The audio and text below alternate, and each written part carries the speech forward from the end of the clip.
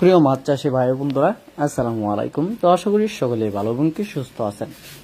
তো বরাবরের মতো আপনাদের মাঝে আবার একটি নতুন ভিডিও নিয়ে হাজির হয়েছি। আপনারা ভিডিওর স্ক্রিনে যে মাছগুলো লক্ষ্য করতে পারছেন, এগুলো হলো গিয়ে লাল রুই, অনেকে আবার সোনালী রুই বলেও চিনেন। তো আপনারা যারা এই মাছগুলো পুকুরেতে এবং কি ব্লায়োপ্লকে চাষ করতে চান, তারা অবশ্যই আমাদের কাছ থেকে সংগ্রহ করে এই মাছগুলো চাষ করতে পারেন। এমনকি এই মাছের বাজার যে রেটটা রয়েছে বাজারে, সেই রেটের তুলনায় এই মাছ চাষ করে আপনারা যদি এই মাছ 6 মাস চাষ করেন, তাহলে দেখা গেল লাখ লাখ টাকা আয় করতে পারবেন।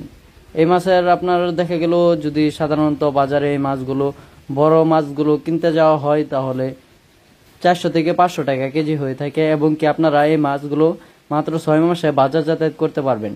এবং কি এই মাছের ফিড খাবার খুব কম লাগে। আপনারা এই মাছকে যে খোলটা রয়েছে, সরিষা খোল এবং কি সাথে কুড়া ভুসি এগুলা দিয়ে ভিজিয়ে তারপর পচিয়ে এই মাছটাকে খাবার দিতে পারেন।